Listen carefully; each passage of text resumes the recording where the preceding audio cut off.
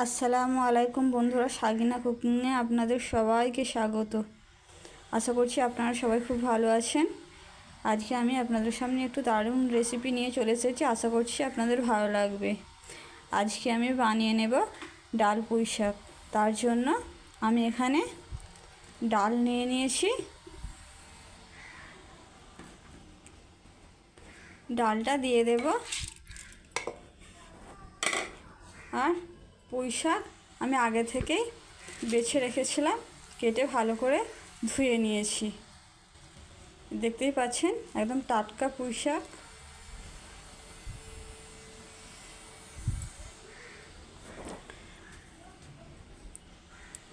আমি সম্পূর্ণ রান্নাটা প্রেসার কুকারের মধ্যে করব, কারণ এতে করলে খেতে টেস্টও হয় আর তাড়াতাড়িও হয়ে যায়। সেই জন্য আমি কুকারেই রান্নাটা করে নেব। তো দেখুন, আমি ডালটা দিয়ে দিয়েছি। ডালের মধ্যে দিয়ে দেব পেঁয়াজ কুচি আর আদা রসুনের পেস্ট দিয়ে দেব।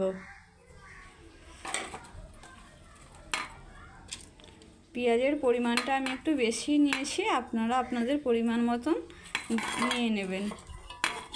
আর আদা রসুনের পেস্ট,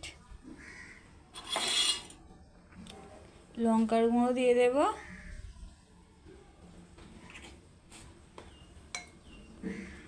হলুদের গুঁড়ো,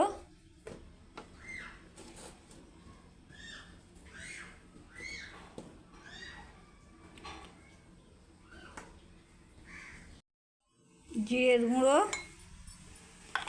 ধনে গুঁড়ো আর মিট মশলার গুঁড়ো।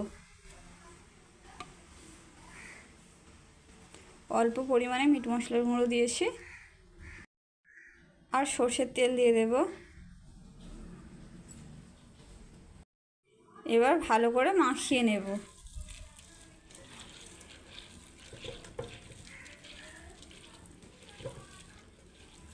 বাড়িতে একবার এইভাবে ডাল পুঁই শাক বানিয়ে দেখবেন, খেতে অসাধারণ হয়। আর আমার ভিডিওটা ভালো লাগলে অবশ্যই লাইক সাবস্ক্রাইব করে আমার পাশে থাকবেন। এই দেখুন ভালো করে মাখানো হয়ে গেছে, এবার জল দিয়ে দেব। এবার কেটে রাখা পুঁই শাকগুলো এর মধ্যে দিয়ে দেব।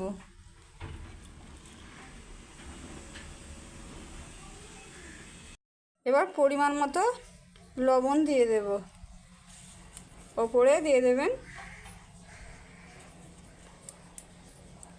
এবার 3টে সিটি মেরে নেব।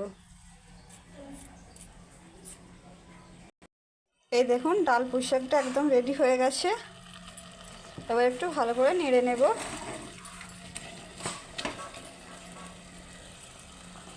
দেখুন ডাল পুঁই শাকটা কতটা সুন্দর দেখতে লাগছে। এবার ঢেলে নেব। এই দেখুন ঢেলে নিয়েছি। আমার ডাল পুঁই শাকটা কেমন হয়েছে আপনারা অবশ্যই কমেন্ট করে জানাবেন।